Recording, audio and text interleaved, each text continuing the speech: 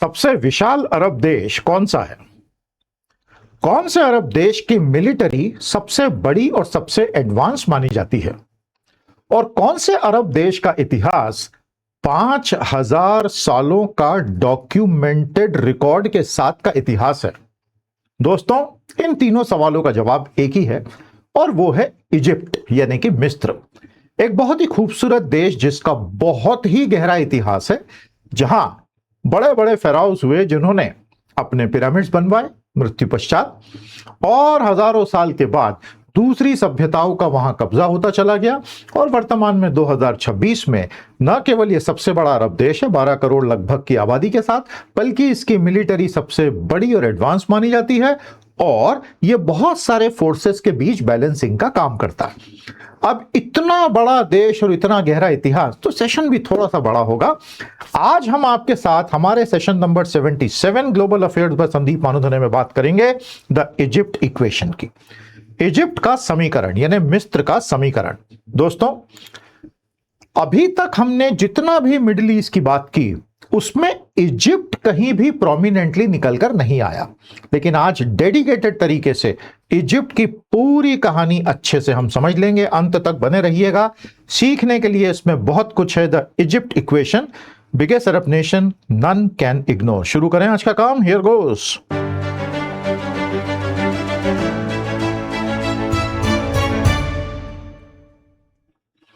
आगे बढ़ने से पहले मैं आपको इनवाइट करता हूं, एक्सक्लूसिव नॉलेज वीडियोस के लिए हमारे चैनल को ज्वाइन करें। नीचे ज्वाइन का बटन है, आपको वो प्रेस करने पे 5 लेवल्स दिखाई देंगे। पांचों में लगातार नए नए नॉलेज वीडियोस आते रहते हैं।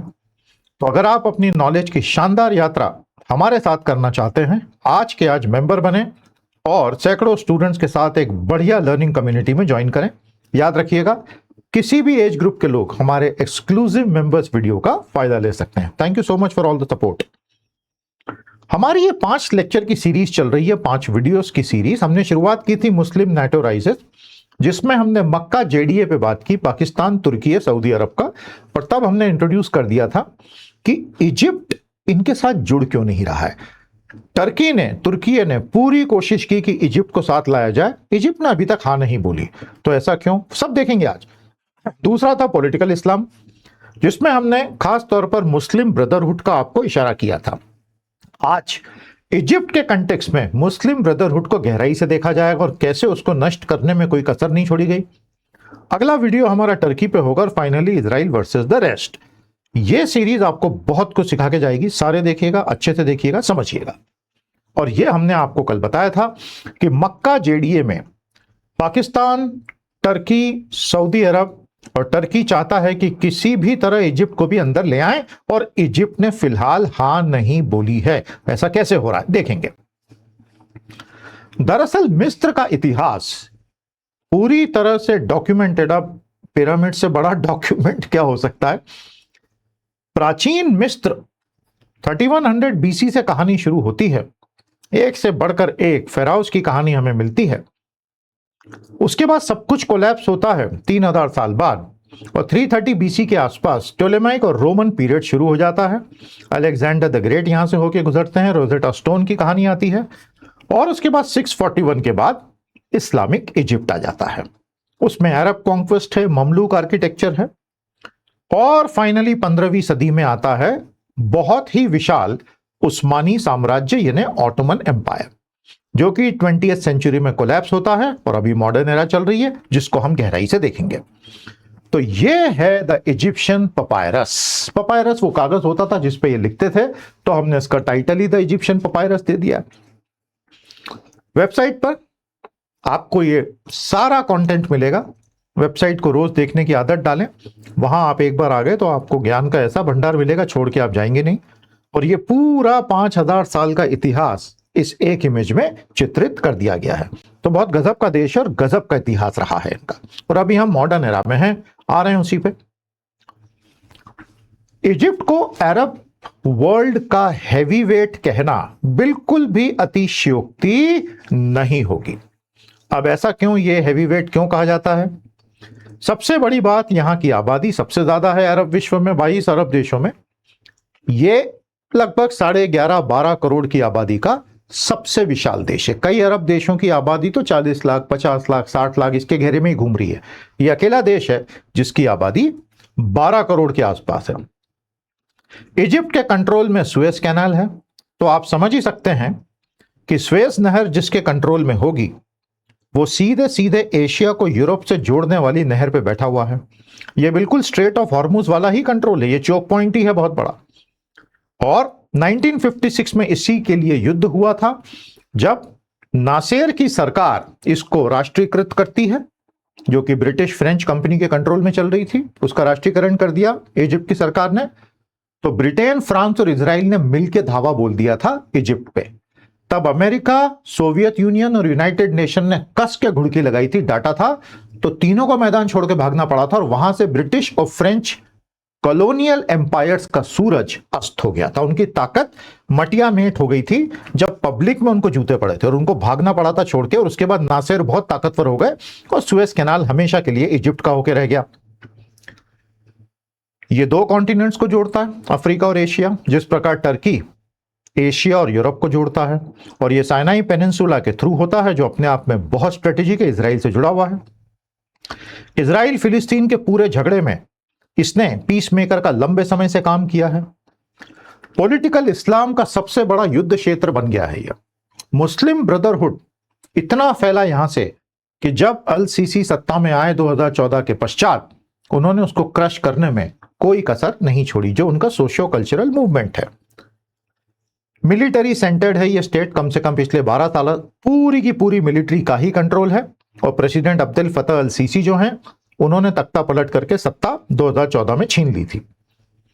इजिप्ट आज की तारीख में गल्फ स्टेट्स में पावर बैलेंस कर रहा है, इजराइल फिलिस्तीन में पावर बैलेंस कर रहा है, अफ्रीका नील के झगड़ों को निपटा रहा है, तुर्की और ईस्टर्न मेडिटेरेनियन को बैलेंस कर रहा है, और पश्चिम का अमेरिका का बहुत बड़ा दोस्त बन गया है। पहले नहीं था, अब ये बहुत बड़ा दोस्त बन गया है। तो ये इसके कुछ बेसिक फैक्ट्स हैं जो इजिप्ट को इतना महत्वपूर्ण बनाते हैं। और इजिप्ट की सरकार इतनी चतुराई से पूरे चेसबोर्ड पे गेम खेल रही है कि आप अक्सर अखबारों में बहुत ज्यादा इसका नाम देखेंगे नहीं कहीं, जबकि ये पूरा क्षेत्र आग के दावानल में तब्दील हो चुका है पिछले 6 महीने में, लेकिन कहीं भी कोई इजिप्ट की बहुत ज्यादा बात नहीं करता है। तो इन्होंने गेम को चतुराई से अभी तक तो खेला है। अब आगे क्या होगा वो तो अभी देखेंगे, एक एक करके पढ़ते खुलेंगी सारी। सो फार सो गुड, समझ में आया आपको अभी तक सब कुछ? आगे चले, मजा आ रहा है। अगर आपको आधुनिक मिस्र को समझना है तो थोड़ा सा जटिल हो जाता है काम, बहुत सारे लैंडमार्क्स हैं इसमें। इसको थोड़ा सरल कर देते हैं हम। पहले आधुनिक मिस्र को समझना है तो बस 5 किरदारों को अच्छे से समझ लीजिए। जो पहले सबसे बड़े नाम आते हैं, जैसे ही इजिप्ट स्वतंत्र होता है 1956 में 14 साल के लिए राष्ट्रपति बनते हैं गमाल अब्देल नासेर, बहुत बड़ा नाम रहे। उनकी मृत्यु के बाद अनवर अल सादात 11 साल के लिए बनते हैं। इनकी हत्या हो जाती है क्योंकि इन्होंने पीस के लिए कुछ करने की कोशिश की थी। और उसके बाद होस्नी मुबारक का 30 साल का शासन आता है, 30 इयर्स, जिसका तख्ता पलट वहां की जेनजी उस वक्त की कर देती है, क्योंकि तब अरब स्प्रिंग आ गया था। अरब स्प्रिंग की बहुत ही क्रांतिकारी कहानी मैं आपको थोड़ी देर में बताऊंगा। आप भौचक के रह जाएंगे सुन के कि कैसे कंप्यूटर इंजीनियर पढ़े हुए लड़के ने सब्जी बेचने पे मजबूर होने पे, पुलिस के हाथों चाटा खाने पे खुद को आग लगा ली और एक एक करके सारे अरब विश्व में आग लग गई। बड़ी बड़ी क्रांतियां ऐसी शुरू हो जाती हैं भाई साहब। और वो तो ट्यूनीशिया से शुरू हुई, लोगों को बताओ तो ट्यूनीशिया मैप में आइडेंटिफाई तक नहीं कर पाएंगे। और होस्नी मुबारक की सत्ता भी गई और इजिप्ट में पूरा भूचाल आ गया। उसके बाद मुस्लिम ब्रदरहुड के हाथ में सत्ता आ गई। मोहम्मद मोर्सी वहां के राष्ट्रपति बने 1 साल के लिए, और यह मुस्लिम ब्रदरहुड की सबसे बड़ी विजय थी, क्योंकि अरब वर्ल्ड का सबसे बड़ा देश अब सीधे मुस्लिम ब्रदरहुड की सरकार।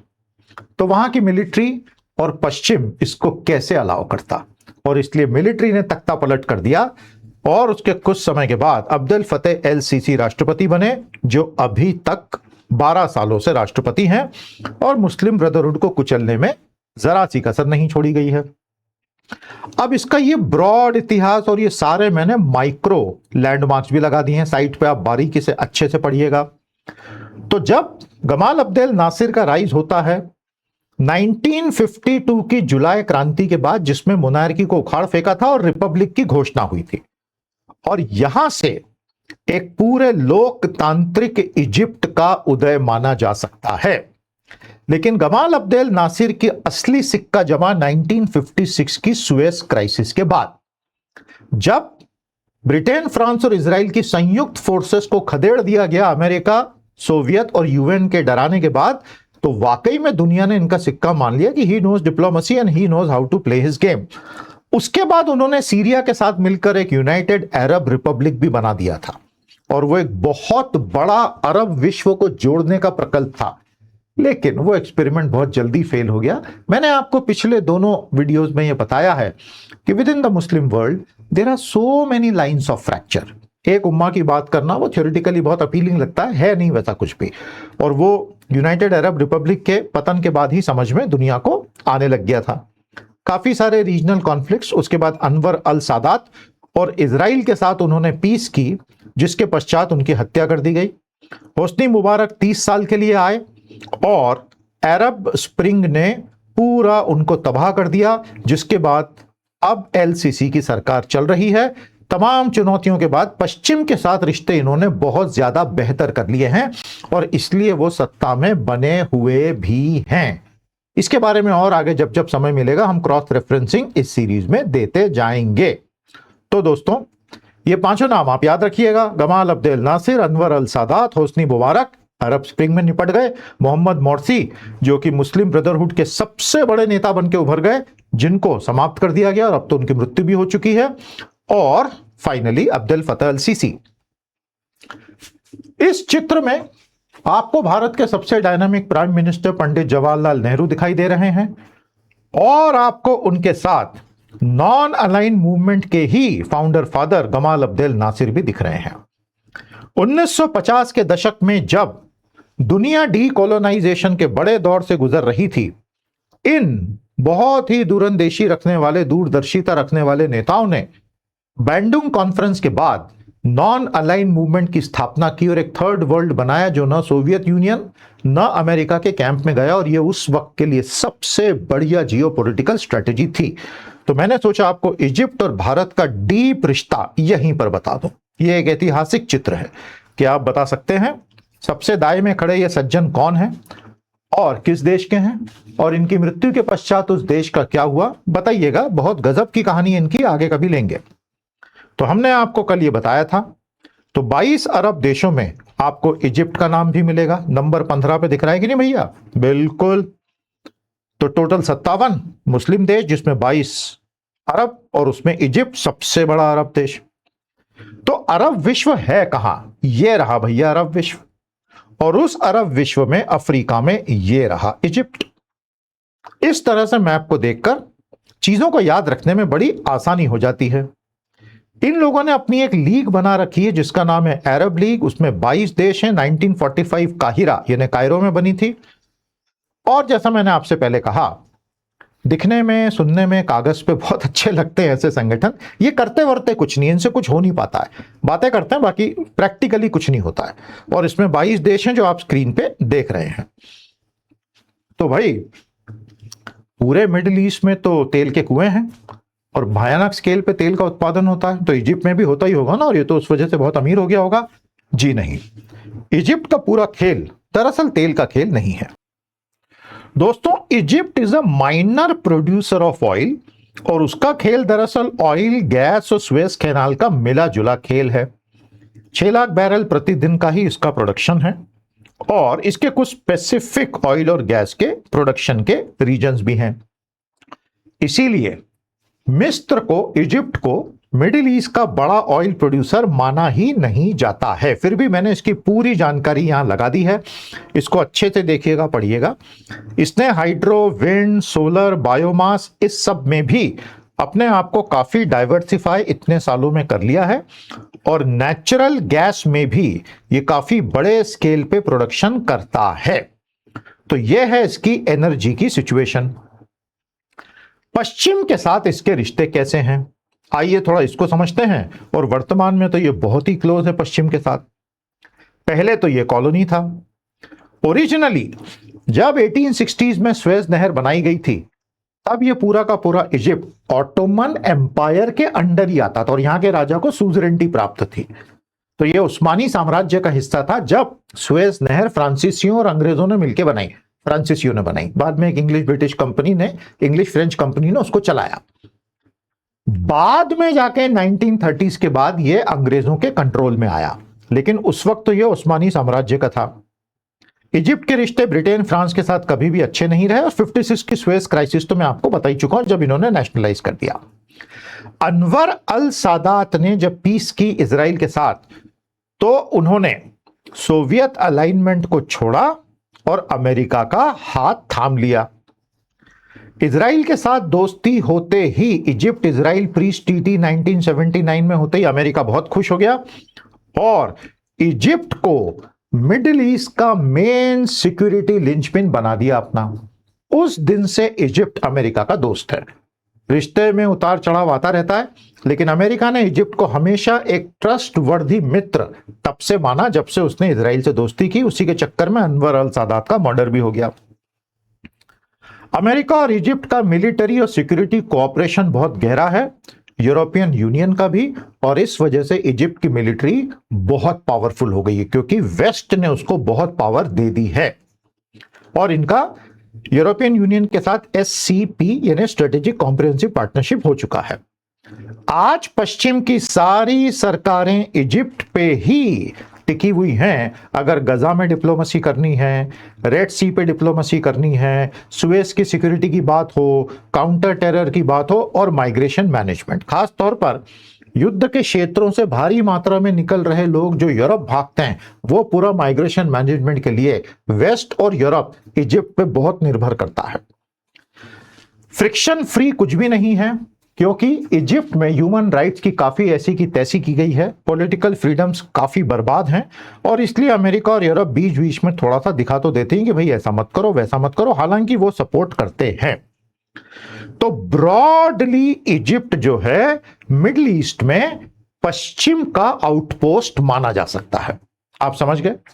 लेकिन ईरान के साथ इसकी कोई डायरेक्ट लड़ाई नहीं है, नहीं तो ईरान की मिसाइलें और ड्रोन बुरी तरह से इजिप्ट पर भी गिरती, लेकिन ईरान ने वैसा अभी तक नहीं किया है, ना हूथीज अंसार अल्लाह ने ऐसा किया है, ना किसी और ने। तो वो और गहरी कहानियां हैं जो हम समय आने पर आपके साथ डिस्कस जरूर करेंगे। पूरे के पूरे मुस्लिम और अरब वर्ल्ड में आज 2026 में इजिप्ट की जगह क्या है? तो मैंने आज के अपने वीडियो के शुरू से ही आपको बताया कि भाई ऐसा है कि इजिप्ट ने पूरी कोशिश की है कि वो एक बैलेंसिंग पावर बनने का काम करे। कैसे? गजा में डिप्लोमेसी और अरब मीडिएशन, तुर्की के साथ अपने रिश्ते सुधारना, जबकि मुस्लिम ब्रदरहुड बहुत बड़ा कांटा है इनका। गल्फ पार्टनरशिप में ज्यादा से ज्यादा प्रोजेक्ट कतर के साथ, यूएई के साथ, सऊदी अरब के साथ अरबों डॉलर के। अरब का जो पूरा सिक्योरिटी आर्किटेक्चर आ रहा है उसमें यह बड़ा रोल प्ले कर रहा है। और अफ्रीका और ग्लोबल साउथ के देशों के बीच बैलेंसिंग का काम इजिप्ट करता है। तो ये आपको पता ही है, अब्दुल फतह अल सीसी भारत 3 बार आ चुके हैं, चौथी बार भी बहुत जल्दी आ ही जाएंगे। और मक्का जॉइंट डिफेंस एग्रीमेंट जो अभी अभी हुआ पाकिस्तान, तुर्की और सऊदी का, उसमें इजिप्ट ने जाने से मना कर दिया। एटलीस्ट हाँ नहीं कहा, हो सकता है कल वो ज्वाइन कर ले, पता नहीं, लेकिन अभी तक तो वो नहीं गया है। उसका एक बड़ा कारण यह है कि शायद उसे ऐसा लगता है कि ये पूरा का पूरा कहीं एक एग्रेसिव कोलिशन के रूप में ना देखा जाए जिससे पश्चिम खुश नहीं होगा। और इजिप्ट फिलहाल, अल सीसी फिलहाल ऐसा कुछ भी नहीं करेंगे जो पश्चिम को नागवार गुजरे, ये बात तो बिल्कुल साफ है। उनकी खुद की सत्ता ही खतरे में पड़ जाएगी भैया। तो जैसा मैंने आपसे कहा, गजा में डिप्लोमेसी हो, अरब मीडिएशन हो, तो इजिप्ट आता है। इजिप्ट तुर्की का काफी हद तक रीसेट हो गया है रिश्ता, जो कि बिल्कुल डोल्ड्रम्स में चला गया था। मुस्लिम ब्रदरहुड को रजब तैयब अर्दोगान सपोर्ट करते हैं पूरी तरह से, और इन्होंने, अल सीसी ने तो उसको नष्ट करने में कोई कसर नहीं छोड़ी। मोर्सी 2020 में स्वर्ग सिधार गए, गल्फ पार्टनरशिप में बड़े बड़े प्रोजेक्ट्स लगवाए, और इस तरह उन्होंने खुद को एक पूरा सेंटर पॉइंट बना रखा है अरब वर्ल्ड का। तो ये उनकी बहुत बड़ी विजय है इजिप्ट की। प्यारे दोस्तों, अब मैं आपका ध्यान अरब स्प्रिंग क्रांति की तरफ लाना चाहता हूं। कुछ ऐसा हुआ था 2010 से जो किसी ने सपने में भी नहीं सोचा था, यहां तक कि अमेरिका ने भी। और उस वक्त जब इसको डे टू डे बेसिस पे हमने होते हुए देखा और उसको पढ़ा और 1.5-2 सालों में जो हुआ उसको गहराई से समझा, वो मैं आपको क्विकली 2 मिनट में बता देता हूं। इंटरेस्टेड हो ना अरब स्प्रिंग की कहानी सुनने में? देखिए, दुनिया में जो भी बड़ी बड़ी क्रांतियां होती हैं कोई भी अनाउंस करके नहीं होती हैं। बरसों से सतह के नीचे एक दावा नल धीरे धीरे धधकता रहता है, जो सही चिंगारी मिलने पे फूट के बाहर आ जाता है और उसके बाद दुनिया की कोई ताकत उसको नहीं रोक सकती। मुझे अभी भी याद है, बराक ओबामा राष्ट्रपति बनने के बाद कायरो गए और वहां के राष्ट्रपति के साथ होस्नी मुबारक और उनके परिवार के साथ बड़े बड़े भाषण, बड़ी बड़ी बातें, अमेरिका इजिप्ट का रिश्ता। उसके कुछ ही महीनों के बाद होस्नी मुबारक की सत्ता ही खत्म हो गई, अमेरिका को भनक तक नहीं लगी। ये हुआ कैसे? एक छोटा सा देश है ट्यूनीशिया। ट्यूनीशिया में कंप्यूटर इंजीनियर था मोहम्मद बुआजीजी, नौकरी नहीं मिली। अरब विश्व में सब तरफ अनएम्प्लॉयमेंट का उस वक्त भयंकर प्रॉब्लम चल रहा था, तो वो उस समय का जेनजी था। और मतलब उस समय का जेनजी आप सब डिस्काउंट करके एडजस्ट कर लीजिए। सब्जी का ठेला लगाता था, पुलिस वाले ने हफ्ता मांगा, चाटा मार दिया। वो बहुत इंसल्टेड फील किया, पेट्रोल डाली, खुद को आग लगा ली। एक छोटी सी न्यूज बनी अखबारों में पूरी दुनिया के। मुझे आज भी याद है, उस दिन का मैंने इकोनॉमिस्ट मैगजीन पढ़ा था, छोटे से बॉक्स में खबर आई थी। अरे मैंने कहा गजब हो गया, ऐसे कैसे यंग आदमी को जान देनी पड़ी। उसने आत्मदाह किया और पूरे अरब विश्व में युवा सड़क पर निकलकर आ गए। कोई नहीं रोक पाया उनको। लाखों की तादाद में सारे देशों में युवा आ गए सड़क पे, कहीं ज्यादा आक्रामक, कहीं कम आक्रामक। कहीं सरकारों ने उनको खरीद लिया पैसे देके, कहीं सरकारें उनको खरीद नहीं पाई। इजिप्ट में बिल्कुल भी नहीं खरीद पाई। और 18 दिन तक कायरो में ऐसा आंदोलन हुआ कि होस्नी मुबारक को भागना पड़ा और पूरा देश अब एक नए युग में प्रवेश कर गया था। तो अरब स्प्रिंग जो था, शुरुआत तो हुई उसकी ट्यूनीशिया से, एक व्यक्ति मोहम्मद बुआजीजी के खुद को आग लगा लेने से दिसंबर 2010 में। लेकिन उसने करोड़ों युवाओं को यह संदेश दिया कि सड़क पे उतरो, क्रांति करो। अब उसके बाद फिर मोरक्को हो, लीबिया हो, इजिप्ट हो, सूडान हो, सऊदी हो, इराक हो, सब तरफ बच्चे सड़क पर निकल आए और कहीं कहीं सत्ता पलट गई। ट्यूनीशिया में सबसे लॉन्ग लास्टिंग चेंज आया, बाकी कहीं भी कोई बड़ा चेंज, अच्छा चेंज जैसा चाहते थे वैसा नहीं आया। तो ट्यूनीशिया में कैटलिस्ट था, इनके कई दशकों के गुस्से थे युवाओं के कि हमको तो कुछ मिल ही नहीं रहा है। कुछ ही परिवार हैं जिन्होंने सत्ता पे कब्जा करके रख लिया, 10, 15, 20, 25, 30 सालों से वही बैठे हुए हैं और हमें क्या मिल रहा है? तो छोड़ो, अब हमको कोई डर ही नहीं है। सारा लाज लिहाज छोड़ के सड़कों पे उतर आए। कईयों की मौत हुई और ये कंटेजन इफेक्ट आया और इसका आउटकम बहुत अलग अलग रहा। केवल ट्यूनीशिया में ही सही ढंग से परिवर्तन हुआ, बाकी कहीं भी नहीं हो पाया। तो दोस्तों, इजिप्ट पे अरब स्प्रिंग का प्रभाव, जो आज का हमारा टॉपिक है, सबसे नाटकीय रहा। मेरे साथ बने हुए हो ना वीडियो में भैया, मैंने कहा था सबसे बड़ा देश है, वीडियो भी थोड़ा तो बड़ा बनेगा, पूरा एंड तक देखना है। होस्नी मुबारक का 30 साल का शासन था। 18 दिन की क्रांति में होस्नी मुबारक को सत्ता छोड़ के भागना पड़ा और उसके बाद चुनाव में मुस्लिम ब्रदरहुड के मोहम्मद मोरसी प्रेसिडेंट बन गए तो मिलिट्री और पश्चिम का गला सूख गया और वो बहुत डर गए, क्योंकि पूरे अरब वर्ल्ड में मुस्लिम ब्रदरहुड, जो उनका सोशो कल्चरल ऑर्गेनाइजेशन है, उसका उदय हो जाता। इजिप्ट जैसे देश पे कब्जा होना मतलब पूरे अरब वर्ल्ड में उसकी छाया का जाना। तो तभी प्लान बन गया था कि इस सत्ता को उखाड़ फेंका जाएगा और एग्जैक्टली वही हुआ। मोरसी के खिलाफ खूब प्रदर्शन हुए और 2014 में अब्दुल फतेह अल सीसी राष्ट्रपति बने, जो अभी तक हैं। तो इजिप्ट पर अरब स्प्रिंग ने अपनी सबसे लंबी छाया डाली। साइट पे ये सब आपको मिलेगा, पूरा पढ़िएगा अच्छे से। तो इतनी बात हमने एमबी की तो क्विकली आपको बता दें कि कैसे ये आया और कैसे 100 साल से पुराने संगठन को अब लगभग तबाह कर दिया गया है। 1928 में हसन अल बन्ना ने मुस्लिम ब्रदरहुड की रिलीजियस सोशल पॉलिटिकल मूवमेंट के रूप में स्थापना की कि इस्लामिक सिद्धांतों पे अरब विश्व को हम चेंज करेंगे। 40s 50s में स्कूल बने, चैरिटी बने, पॉलिटिकल नेटवर्क बने, लेकिन जहां जहां राजा थे और रेवोल्यूशनरी रेजीम्स आई, उन्होंने इसको बैन करने में कोई कसर नहीं छोड़ी। मैंने आपको पिछले वीडियो में पॉलिटिकल इस्लाम के 7 स्ट्रैंड बताए थे, उसमें सबसे पहला बताया था, इसलिए लिंक करने के लिए फिर से लगा दिया। गमाल अब्देल नासिर में के एरा में सबसे भयानक इनको क्रश किया गया। सैयद कुतुब जो उनका मेन थिंकर था, सजाए मौत 1966 में दी गई। अनवर अल सादात और होस्नी मुबारक में इनके युग में भी ये ज्यादा कुछ कर नहीं पाए, लेकिन फिर ब्रदरहुड प्रेसिडेंसी जीत गया। इसीलिए कहते हैं कि इस तरह के सोशो कल्चरल जो मूवमेंट्स होते हैं ये कभी भी मरते नहीं हैं, ये सही समय का इंतजार करते हैं एकदम से उठ के एक फीनिक्स की तरह खड़े हो जाने के लिए। और मोहम्मद मोर्सी का राष्ट्रपति बनना इस थ्योरी को बल देता है। लेकिन उसके बाद सब तरफ मुस्लिम ब्रदरहुड को अब कुचला जा रहा है और वर्तमान में इसकी स्थिति बहुत खराब हो गई है। मोहम्मद मोर्सी की मृत्यु हो चुकी है और इनसे जुड़े बड़े बड़े नेताओं को अब काफी ज्यादा प्रताड़ित किया जा रहा है। तो यह है पूरी कहानी मुस्लिम ब्रदरहुड की। इंटरेस्टिंगली आज इस वक्त इकोनॉमिक्स के लेटेस्ट इश्यू में मुस्लिम ब्रदरहुड पे पूरा 2 पन्ने का आर्टिकल भी आया है। तो वो देख के मुझे मुस्कान कि भाई आज ही मैं ये वीडियो बना रहा हूं और आज ही इनपुट आए, तो मैंने उसकी समरी बना दी और ये आपके लिए लगा दी। इंटरेस्टेड हो तो इसको पढ़ लेना, नहीं तो इसको स्किप कर सकते हो।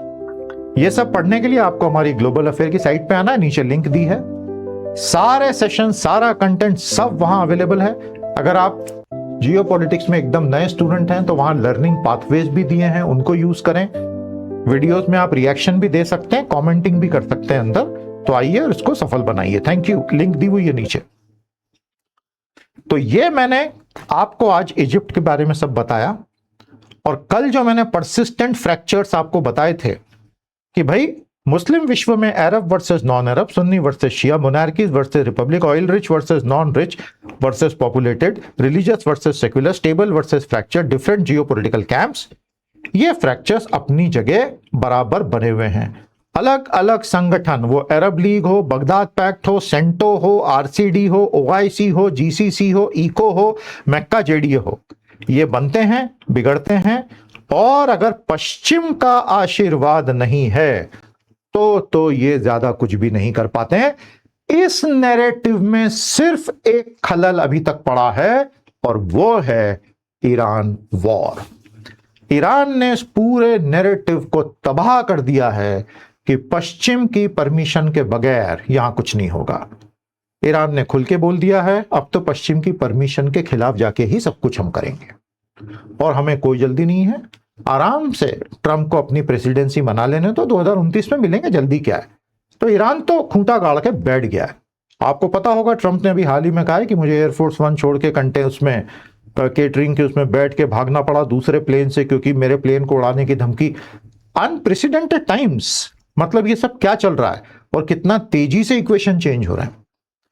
इस सब का असर इजिप्ट पे भी आज नहीं तो कल आएगा ही आएगा और हम उसे ट्रैक करते रहेंगे। हमारी सीरीज लगातार चलती रहेगी। तो दोस्तों कल हम आपको तुर्की का लॉन्ग टर्म गेम प्लान बताएंगे और वो एक बहुत अच्छा मौका होगा ऑटोमन एम्पायर के बारे में कुछ समझने का। बहुत मजा आएगा। इतिहास मेरा फेवरेट सब्जेक्ट है, मैं आपको थोड़ा सा वो भी बताऊंगा। एक से बढ़कर एक एक्सक्लूसिव नॉलेज वीडियोस के लिए हमारे चैनल को ज्वाइन कर लें, नीचे ज्वाइन का बटन दिया है। Thank you so much. इसी के साथ इजिप्ट इक्वेशन यहीं समाप्त करते हैं। नमस्ते, जय हिंद।